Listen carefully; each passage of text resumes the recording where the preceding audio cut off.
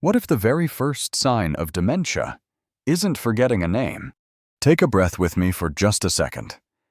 It's not the car keys left in the fridge or calling your granddaughter by your sister's name. No. The earliest clue might be something far quieter, like the way you suddenly tip the barista $20 on a $3 coffee and laugh it off, or how you walk to the mailbox and your left foot drags just a hair behind the right. These tiny moments feel harmless, but they're the brain's first whisper. Hi, I'm Dr. Hope. I'm 86 years old, and I still see patients 3 mornings a week in the little clinic I opened back in 1974. In nearly 50 years, I've sat across from more than 30,000 seniors folks just like you who trusted me with their stories, their fears, and sometimes their very last good days. I keep coming back because I've learned one gentle truth: the brain never shouts until it's too late. It whispers, and if we learn to listen, we can still answer. Let me tell you about Margaret. She was 71, a retired librarian with silver curls and a laugh that could fill a room. Every Tuesday, she'd treat herself to a small latte at the corner cafe.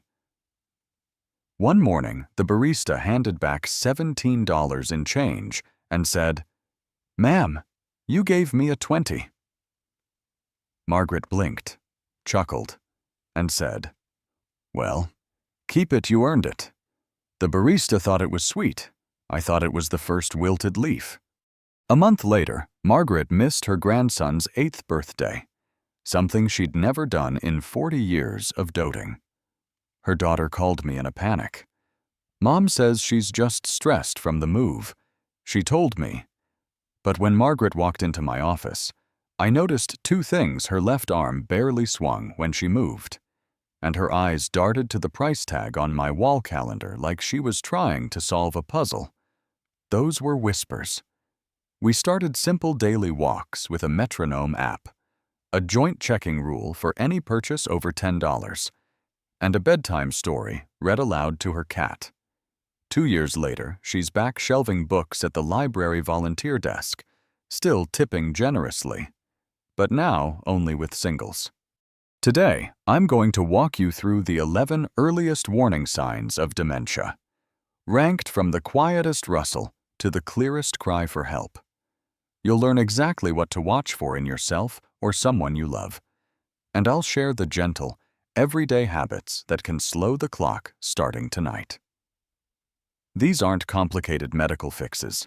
They're the same small rituals I've prescribed for decades, the ones that kept Margaret and hundreds like her laughing with their grandkids instead of wondering where the years went. Before we count down, picture your brain like a garden you've tended your whole life. These 11 signs are the first wilted leaves. Catch them early, and the whole garden can still bloom. Drop your city and your age in the comments below. I read every single one and answer as many as I can. Now, let's start with the sign that surprised even me after half a century in this chair. Number 11 sneaks in through your wallet, and it doesn't make a sound until the damage is done. You're standing in line at the grocery store, and you hand the cashier a $50 for a $12 total, then wave off the change with a smile. Or it's 2 in the morning, and you're clicking buy now on a kitchen gadget you already own 3 of them, actually because the ad promised it would change everything. Maybe you answer a call from someone claiming to be your grandson stranded in another state, and before you hang up, you've wired money you can't afford to lose. These aren't just senior moments. They're the first cracks in the part of your brain that used to slam on the brakes. I want you to meet Robert. He flew commercial jets for 38 years, the kind of man who could land a 737 in a crosswind without spilling his coffee. At 68, he retired to a quiet cul-de-sac in Ohio. Proud of the lawn he kept trimmed like a putting green. One Saturday, his wife, Linda, opened the garage and found 3 brand new riding mowers lined up like soldiers. Robert blinked at them, genuinely confused. "They were on sale," he said, as if that explained everything. Linda showed him the receipts, 3 separate purchases. Same weekend, same store. He had no memory of any of it. We sat down together in my office the following week. Robert's hands were steady, his eyes clear, but when I asked him to count backward from 100 by sevens, he stalled at 86. A scan confirmed what I suspected: the front part of his brain, the part that weighs consequences and says, "Wait a minute," was starting to thin. A study out of Frontiers in Aging Neuroscience followed people just like Robert and found that when financial judgment starts to slip, the odds of a dementia diagnosis in the next 5 years climb by 72%. That's not a gentle nudge. That's a red light flashing. The fix we gave Robert was so simple, Linda laughed when I suggested it.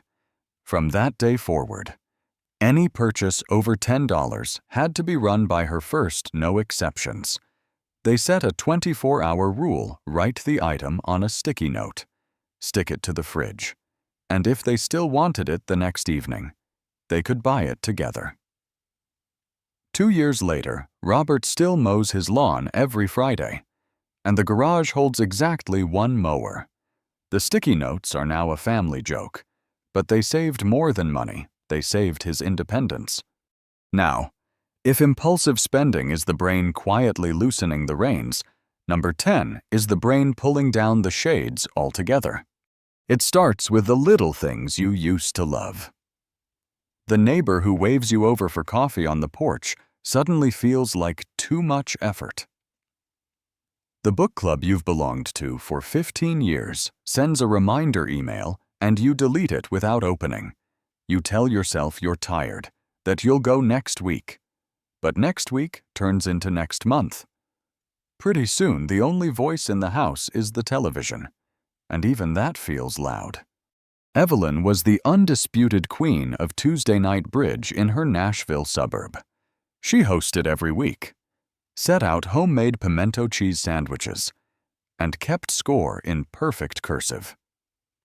At 74, she sent a group text: "Ladies, I'm taking a break. Too pooped." The truth was harder to admit. She couldn't remember whose turn it was to bid, and the numbers on the cards blurred together like rain on a windshield. She stopped hosting, then stopped attending, then stopped answering the door when her friends came by with lemon bars. Research from the Lancet Healthy Longevity tracked thousands of seniors and found something heartbreaking: the minute social connection drops, dementia risk jumps by 1.6 times. The temporal lobe, the part that decodes faces and tones and punchlines, starts to dim, and conversation feels like trying to tune a radio with a broken knob. Evelyn's world shrank to the 4 walls of her kitchen, and the silence grew heavier than any bridge table chatter ever had. We started small. 1 friend, 1 walk, 15 minutes. I told Evelyn to pick the person whose voice made her smile and invite them for coffee on the driveway. No table, no cards, just 2 folding chairs and whatever was in the pot. The first week, she forgot and stayed inside. The second week, her friend knocked anyway, and they sat on the tailgate of a pickup truck drinking iced tea. 3 months later, Evelyn was back dealing cards, slower than before, but steady enough to laugh when she revoked. The brain, it turns out, is a social muscle. Use it gently, and it remembers how to flex. These first 2 signs are quiet, almost polite in the way they slip in, but the next ones start tripping you literally. They show up when you reach for a glass and knock over the pitcher, when the curb you've stepped off 1,000 times suddenly rises up to meet your toe. Stay with me, because what feels like clumsiness might be your brain asking for help in the only language it has left: Number 8 is when the recipe you've made for 30 Thanksgivings suddenly reads like Greek. You pull the faded index card from the tin box your mother's handwriting, the one with the little note about basting every 20 minutes, and you stand there in the kitchen staring at it like it's written in another language. You know you've done this 100 times. You can smell the sage, hear the grandchildren arguing over drumsticks, feel the warmth of the oven on your cheeks. But today, the steps jumble. You preheat to 400, slide the bird in, set the timer for an hour, and walk away proud of yourself. 2 hours later, the smoke alarm screams, and the turkey is still ice cold in the middle because you never actually turned the oven on. You stand there with flour on your apron, tears in your eyes, wondering what on earth is happening to you. Dolores called me the day after Thanksgiving, voice shaking over the phone. She's 69, grandmother to 7 rowdy kids who think her pumpkin pie is the 8th wonder of the world. This year, the pie filling curdled because she added the eggs before the sugar. And the turkey, well, we just talked about the turkey. Her daughter found her sitting at the kitchen table at midnight, still in her apron, staring at the blackened roaster like it had betrayed her. I'm losing my mind. Doctor, hope, she whispered. I used to run the church bazaar single-handed. Now I can't roast a bird. We brought Dolores in the following Monday. Her memory was sharp. She could recite the grandkids' birthdays in order, but when I asked her to walk me through making coffee, she forgot to add water after measuring the grounds. A quiet MRI showed the earliest shadows in the frontal parietal neighborhood, the exact crossroads where planning meets doing. A study from the Journal of the American Geriatric Society followed hundreds of women just like Dolores and discovered that when everyday tasks start to unravel, the chances of sliding into dementia within 2 years jump 53%. That's not a maybe. That's a mayday. The fix we gave Dolores was so gentle she almost cried with relief. We took her favorite recipes, Thanksgiving turkey, Sunday pot roast, the chocolate chip cookies that win blue ribbons at the county fair, and turned them into laminated picture cards. Each step got its own photo, the turkey trussed on the counter, the oven dial set to 325, the little red timer shaped like a chicken. We added a talking timer that announces base day now, Dolores in her own recorded voice. The first week, she needed the cards for every meal. By the 3rd week, she only glanced at them for comfort.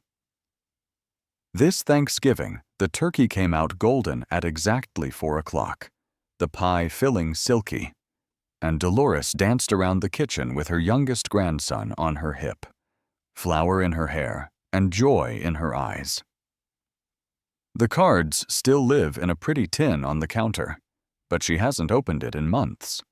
What Dolores taught me, and what I want you to carry in your heart, is that the brain doesn't forget how to love what it's always done. It just needs the path lit a little brighter. Those little breaks in sequencing aren't failures. They're the brain waving a white flag, asking for scaffolding before the whole bridge collapses. When words start hiding, though, the brain is sending an SOS you can't ignore. It's not just forgetting the name of the neighbor's dog. It's standing in the middle of a sentence, reaching for refrigerator and coming up empty, pointing at the humming white box and hearing yourself say the cold thing while your cheeks burn with embarrassment. Stay with me, because the next sign is the one that turns casual chatter into a treasure hunt for the right word. And the fix is simpler than you'd ever imagine. Ever point at the fridge and call it the cold box? That's not funny. It's neurology. You're sitting at the dinner table, telling your daughter about the new neighbor's puppy, and halfway through the sentence the word just vanishes. You know it's soft, brown, wagging tail, and what comes out is that fuzzy bark thing. Everyone chuckles. You laugh along to cover the heat rising in your face. But inside, something twists. It's not the punchline you meant to deliver. It's the first time language has slipped through your fingers like warm sand. Frank taught high school English for 41 years in a little brick building outside Tulsa. He could quote Shakespeare while grading papers and never miss a beat. At 67, he retired to a porch swing and a stack of mystery novels. Still the guy neighbors called when they needed the perfect word for a toast. Then one Sunday at brunch with his wife, Marlene. He reached for the mustard and said, "Honey, pass the yellow squeeze thing." Marlene handed it over with a smile, but Frank's fork froze halfway to his plate. He stared at the jar like it had grown a second lid. "Mustard," he whispered, and the word tasted foreign in his mouth. He came to see me the next morning, tie still knotted from church, hands folded tight to hide the tremor. "I'm not stupid, Dr. Hope," he said. "I just lost the word." We ran the usual checks memory fine, math sharp, but when I asked him to name 10 animals in a minute, he stalled at 7. A gentle scan lit up the left temporal lobe, the brain's own dictionary, already starting to close its pages. A study in brain and language tracked teachers, writers, everyday talkers just like Frank, and found that when the right word starts hiding, the risk of Alzheimer's triples within 6 years. 3 times. That's not a stumble. That's a stumble with a shadow behind it. We didn't reach for pills or puzzles with 1,000 pieces. We reached for Marlene. Every evening after supper, they played what we call the 5-word game. Frank picks 5 random objects around the house salt shaker, porch light, coffee mug, whatever catches his eye. Marlene sets a timer for 2 minutes. Frank has to describe the object without naming it, then define it in one clear sentence. First night, he managed 3. By the end of the first month, he was racing the timer and winning, 6 months in. His vocabulary retrieval. Those neural highways that fetch the perfect word improved 60% on the tests we run. Last week, he stood up at his grandson's wedding and delivered a toast so smooth the best man asked for a copy. The mustard jar still sits on the table, but now it's just mustard. Here's what I want you to hold close. Words are the brain's fingerprints. When one smudges, it's not a flaw in you, it's a signal the print is fading. The 5-word game works because it dusts the glass, keeps the ridges sharp. You can play it over coffee, on the phone with a friend, even while folding laundry. 5 objects, 2 minutes, 1 sentence. That's all. Your brain is listening, and it loves a playground. But when the words aren't just hiding, when the grocery store aisle suddenly feels like a funhouse mirror and your heart starts racing for no reason at all, that's the brain dialing the panic button. Stay with me, because number 6 turns familiar places into foreign territory, and the fix is as close as your next breath. Number 6 turns the grocery store into a horror movie, and the monster is invisible. You're rolling your cart down the cereal aisle, same store you've shopped in for 20 years, when the lights suddenly feel too bright and the music too loud. Your chest tightens like someone parked a truck on it.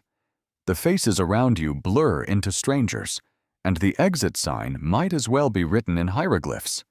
You abandon the cart mid-aisle, milk still in hand, and bolt for the parking lot, heart hammering so hard you're sure the cashier can hear it. Later, you laugh it off low blood sugar. You say, but the next week it happens at the post office, then in the church lobby, then sitting alone in your living room when the house is too quiet. Places that used to feel like home now feel like trapdoors. Gloria directed the senior choir at First Presbyterian for 32 years. The kind of woman whose voice could carry over 100 folding chairs and still land soft as a lullaby. At 72, she started skipping Wednesday rehearsals. Just tired, she told the accompanist. Truth was, the minute she stepped into the fellowship hall, the room spun. The sea of familiar faces turned into a wave about to crash, and her throat closed like she'd swallowed cotton. One Sunday, she made it through the first hymn, then slipped out the side door mid-chorus, drove home, and didn't leave the house for 3 days. She resigned the next week, said her hearing was going. We both knew better. When Gloria finally sat across from me, her hands were raw from wringing the same tissue into knots. I'm scared all the time.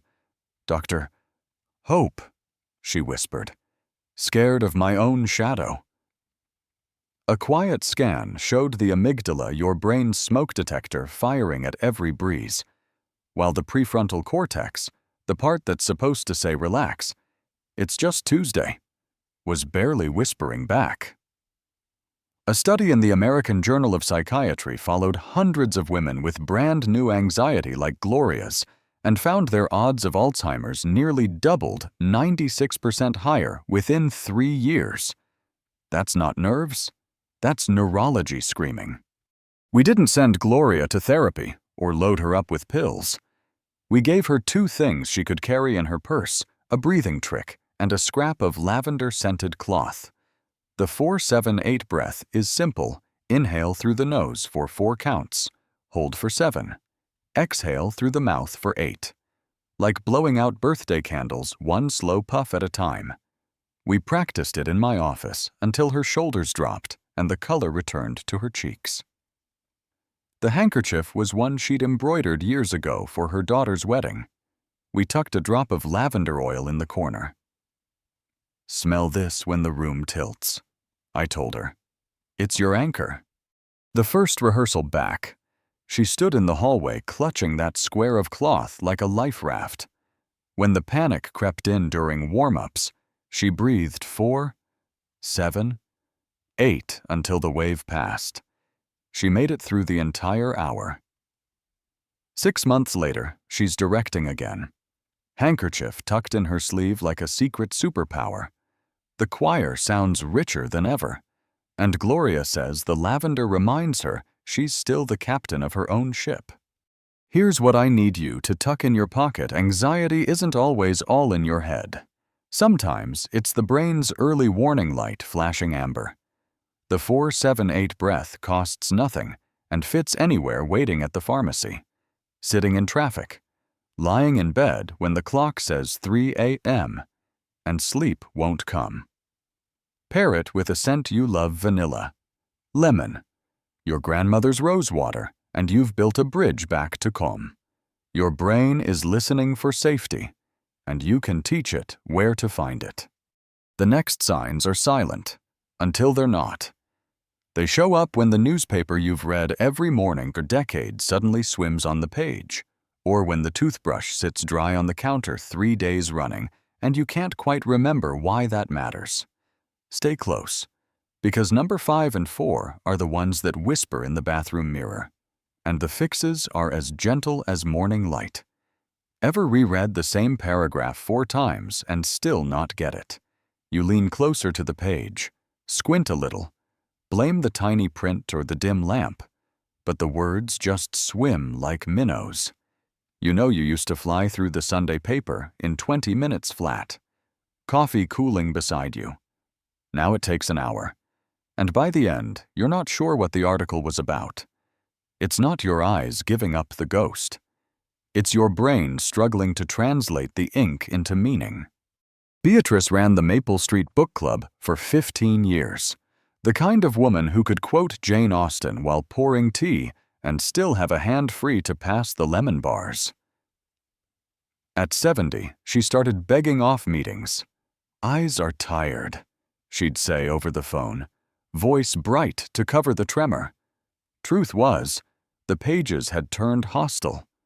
She'd highlight a sentence in yellow, flip back 2 minutes later, and the highlight might as well have been invisible. She tried audiobooks, but even then she'd lose the thread halfway through a chapter. One night, her best friend found her at the kitchen table at midnight, book open, tears dripping onto page 112. "I'm stupid now," Beatrice whispered. "The words won't stay still." She came to my office, clutching that same novel like a life raft. Her vision checked perfect 20/20 with readers, but when I slid a simple paragraph across the desk and asked her to summarize, she stared for a full minute before giving up. A gentle scan showed the angular gyrus, the brain's own translator between eyes and understanding, already shrinking like a sponge left in the sun. A study in JAMA neurology followed thousands of avid readers just like Beatrice and discovered that when comprehension starts to slip, dementia risk climbs 49% over the next 4 years. That's nearly 1 in 2. The eyes see fine. The brain just can't make sense of the picture. We didn't send Beatrice to an eye doctor or hand her a magnifying glass the size of a dinner plate. We gave her 3 small gifts. First, large print editions, 16-point font, creamy paper, the kind that feels like a hug. Second, a sheet of pale yellow acetate to lay over the page. The tint cuts glare and steadies the letters like a soft filter. Third, a 20-minute daily ritual read aloud to her cat, Mr. Darcy, who didn't care if she stumbled. The sound of her own voice became the bridge between seeing and knowing. The first week, she managed 3 pages, voice cracking on every 4th word. By the end of the month, she was up to 20 minutes without pausing. Yellow overlay, folded neatly on the table because she didn't need it anymore. 3 months later, she walked into book club with a fresh copy of Pride and Prejudice large print, dog-eared on purpose, and led the discussion like she'd never left. The ladies still talk about the lemon bars, but now they talk more about Beatrice's comeback. She says reading aloud saved her mind 1 sentence at a time. Here's the gentle truth I want you to carry. Your brain learns by doing, even when the doing feels clumsy. Large print is easy to find at the library or online. Yellow overlays cost less than a cup of coffee. And reading aloud, well, that's free and works whether your audience has 4 legs or none. 20 minutes a day. Any book you love. Voice steady and slow. Your brain is listening, and it remembers how to dance when you lead. The next sign is quieter still. The kind you notice in the bathroom mirror when the toothbrush hasn't moved in 3 days and the shirt you're wearing is the same one from Tuesday. Stay with me, because number 4 is when the little routines that used to run on autopilot start asking for directions, and the fix is as close as a sticky note and a smile. Number 4 is when the toothbrush stays dry for days, and you can't quite remember why that feels wrong. You walk past the bathroom mirror in the morning, catch a glimpse of yesterday's shirt, maybe the day before's, and think, I'll change after coffee. The coffee comes and goes. The day slips by, and the shirt stays. The toothbrush sits in its cup like a forgotten soldier, bristles crisp and unused. You're not depressed, not lazy, just stalled. The little switch in your brain that used to say time to shower flickers and goes dark. It's not about caring less, it's about starting less. Walter was a Marine for 26 years, the kind of man who could field strip a rifle blindfolded and still have time to shine his boots. At 73, he retired to a tidy ranch house in Arizona, rose at 0500 every morning, and kept his hair cut high and tight. Then one Tuesday, his daughter, Lisa, dropped by unannounced and found him in the same plaid shirt he'd worn to church on Sunday. 4 days, same shirt. "Dad, you okay?" she asked. Walter looked down, genuinely surprised. Didn't notice, he said, and the words hung in the air like smoke. He came to see me the next week, still in the plaid shirt because Lisa had insisted. I'm not sick, he told me, voice steady but eyes worried. I just forget to start. We ran the gentle tests, memory solid, strength good, but when I asked him to walk me through his morning routine, he skipped brushing teeth altogether. A quiet scan showed the dorsolateral prefrontal cortex, the brain's ignition button, already dimming.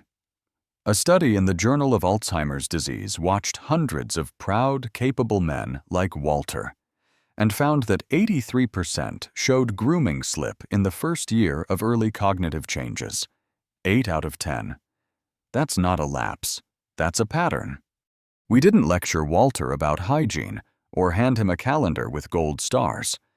We gave him 2 things a Marine could respect: a visual mission brief and a soundtrack.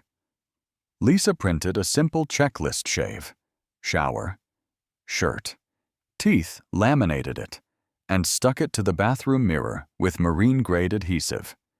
Beside it went a small Bluetooth speaker loaded with Glenn Miller, the big band tunes Walter marched to in boot camp. Every morning at 0600, the music starts automatically, and the checklist lights up like a briefing board. First week, he needed Lisa's nudge. Second week, he saluted the mirror and got to work. 6 months later, the playlist still swings. The checklist is dog-eared from use, and Walter's boots are shined every Friday, whether he's going anywhere or not. Lisa says the plaid shirt finally retired to the rag bin. Here's the soft truth. I want you to keep close. Routines aren't vanity. They're the brain's daily roll call. And when the sergeant stops shouting, the troops wander. A checklist on the mirror costs pennies and takes 30 seconds to make. Add music that makes your heart smile: Glenn Miller, Motown, gospel. Whatever lifts you, and you've turned morning into a mission. Your brain loves rhythm, loves visuals, loves a reason to stand tall. Give it those, and it will march. Now we enter the red zone, where the whispers turn into echoes you can't ignore. The next signs show up at the dinner table when you tell the same story twice in 10 minutes, or when you wake up on a July morning convinced it's December and reach for a wool coat. Stay with me, because numbers 3 and 2 are the ones families brush off as just getting older, and the fixes are as close as a jar on the counter and a calendar on the wall. Number 3 is the one families laugh about until it's not funny anymore. You're halfway through dessert when you launch into the story about the cruise ship mix-up in Alaska, the one with the moose on the balcony and the captain who spoke only in limericks. Your grandson giggles, your daughter smiles politely, and then your son-in-law clears his throat and says, "You told us that one at Thanksgiving, Mom." You blink, fork frozen midair, because you could swear this was the first time. 5 minutes later, the moose is back, the limerick fresh in your mind, and the table goes quiet. The laughter turns into worried glances, and you feel the heat rise in your cheeks like you've been caught telling a lie. June was the queen of family dinners in her little yellow house outside Charlotte. At 71, she still set the table with the good china and told stories that had the grandkids begging for encores. One Sunday, she served her famous chicken and dumplings and launched into the tale of the summer she and her husband got lost in the Smoky Mountains and ended up at a bluegrass festival by accident. The kids howled. 10 minutes later, the dumplings were cooling, and June was right back at the festival. Same fiddler, same wrong turn. Her daughter caught her eye and mouthed. Again, June's smile faltered.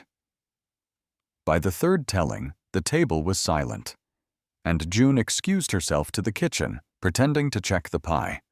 She called me Monday morning, voice small. I'm turning into a broken record. Dr. Hope. We sat together in my office, June twisting a tissue into knots. Her long-term memory was a treasure chest. She could name every teacher from first grade, but when I asked what she'd eaten for breakfast, she drew a blank. A soft scan showed the hippocampus, the brain's own tape recorder, already fraying at the edges. A study in neurobiology of aging followed hundreds of storytellers like June and found that when new memories stop sticking, dementia odds jump 5 times within 2 years. 5 times. That's not a skip. That's a scream. We didn't hush June or change the subject. We gave her a mason jar and a stack of colorful sticky notes. Every morning she writes one new thing on a note. Anything that happened since sunset. The neighbor's new puppy. The price of gas. The way the sunrise painted the kitchen pink. She folds the note, drops it in the jar, and that night at dinner, she pulls one out at random. Tell us about the pink sunrise, Grandma. Fresh topic, fresh memory, fresh laughter. The first week the jar had 7 notes. Now it's overflowing, and June's stories are new every Sunday.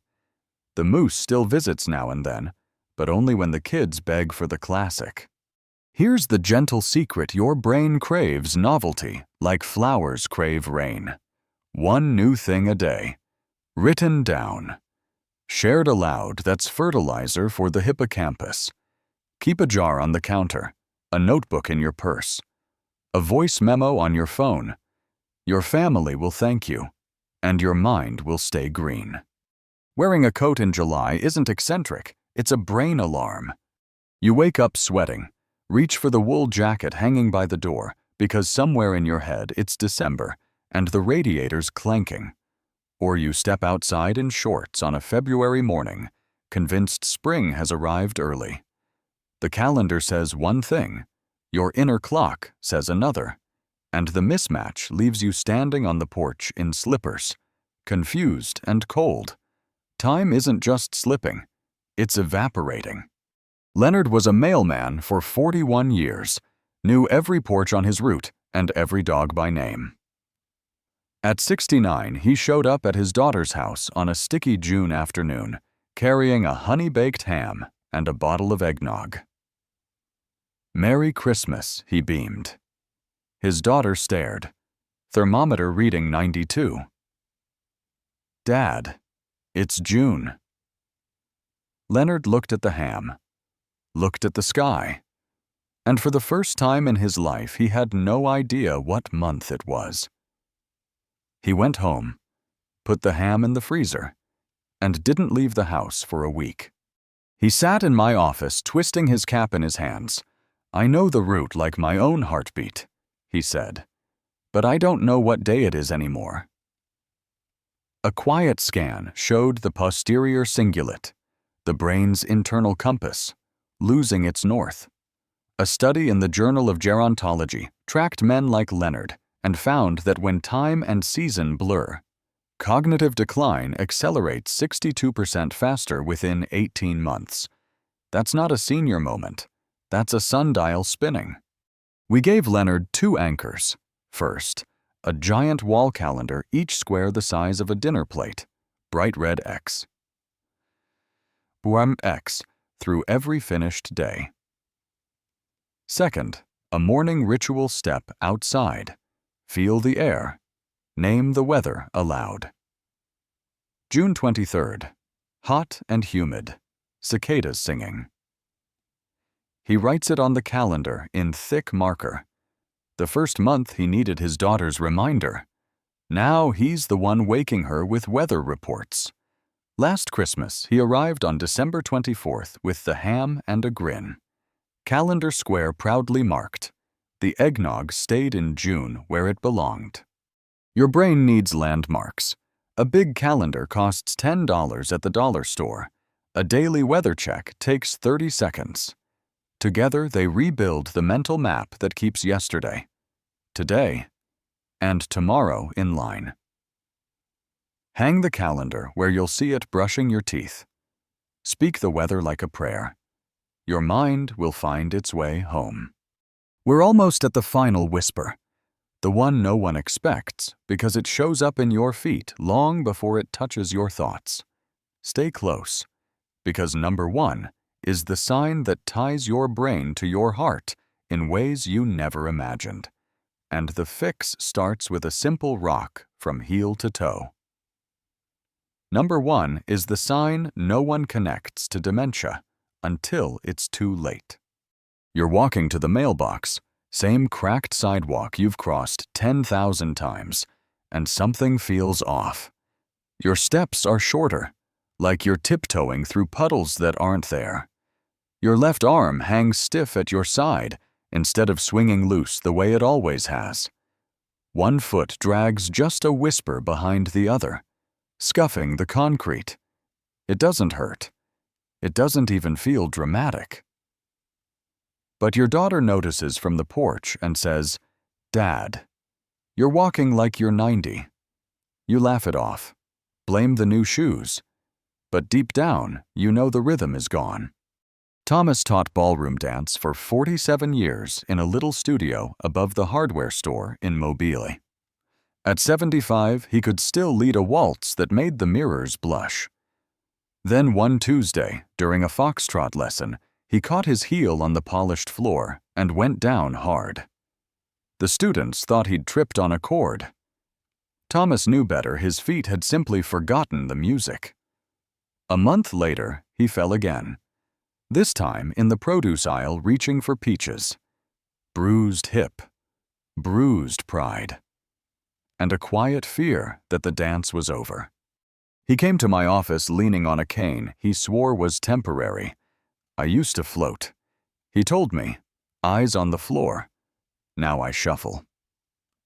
We filmed him walking down the hallway 20 feet that told the whole story. Shorter stride, reduced arm swing, a slight lean to the right. The numbers didn't lie. A study in the Journal of Alzheimer's Disease Reports followed thousands of walkers just like Thomas, and found that when gait changes like these appear, dementia risk doubles within 4 years. Doubles. But the second punch hit harder. Research in Frontiers in Aging Neuroscience tied the same walking patterns to a 57% higher chance of heart failure, even before the heart itself complains. Your feet, it turns out, are messengers for 2 vital organs. We didn't send Thomas to physical therapy 3 times a week or hand him a walker. We gave him 2 gifts he could use in his own living room. First, the heel-toe rock. Stand tall. Rise onto the toes for 3 seconds. Rock back onto the heels for 3. Repeat 10 times. It's a miniature dance step that wakes up the cerebellum and basal ganglia, the brain's rhythm section. Second, a metronome app on his phone set to 100 beats per minute, the tempo of a slow foxtrot. Every morning, he walks the length of his hallway 10 passes, phone in pocket, heels and toes marking time. The first week, he needed the cane for balance. By day 60, his stride had stretched 28%. Arm swing back in full glory, and the cane leaned forgotten in the corner. Last Saturday, Thomas invited his old students to the studio. The mirrors watched him lead a waltz with his granddaughter, feet gliding like they'd never missed a beat. He told me later the metronome still plays in his head. A quiet partner keeping perfect time. Your feet are speaking for your brain and your heart. Listen. The heel-toe rock takes 2 minutes and no equipment, just a doorway to hold if you need it. The metronome is free on any phone. Set it to the pace of your favorite song. Walk your hallway, your driveway, the path to the mailbox. 10 minutes a day, and you're teaching your body the rhythm it was born to keep. We've walked through 11 whispers together, from the quiet rustle of an oversized tip to the steady drag of a foot that's forgotten its music. These aren't endings. They're invitations. Stay with me just a little longer, because now I want to hand you the garden tools, the gentle, everyday habits that keep the wilted leaves from spreading and the roses blooming strong. 11 whispers, 1 garden. Catch them early, and the roses still bloom. We've walked this path together, from the quiet tip that was too generous to the shuffle that stole a dancer's grace. Every sign was a wilted leaf, but none of them has to be the end of the story. Your brain is listening, and it's ready to grow again with the gentlest care. Start tonight with sleep 7 to 8 hours, same bedtime every night, like tucking a child in with a kiss. Let the room be cool, the sheets soft, the worries left at the door. Tomorrow, move for 20 minutes, walk the block, sway to your favorite song, kneel in the garden and pull a weed or two. Your body will thank you, and so will your mind. Fill your plate with color berries that burst like summer, salmon that swims with omega oils, greens that crunch with life. A rainbow on your fork is medicine you can taste. And every day, have one real conversation eye to eye, heart to heart. Ask your neighbor about her roses. Call your sister just to hear her laugh. Connection is the sunlight your brain craves. Remember Margaret, the librarian who tipped $20 on a $3 coffee.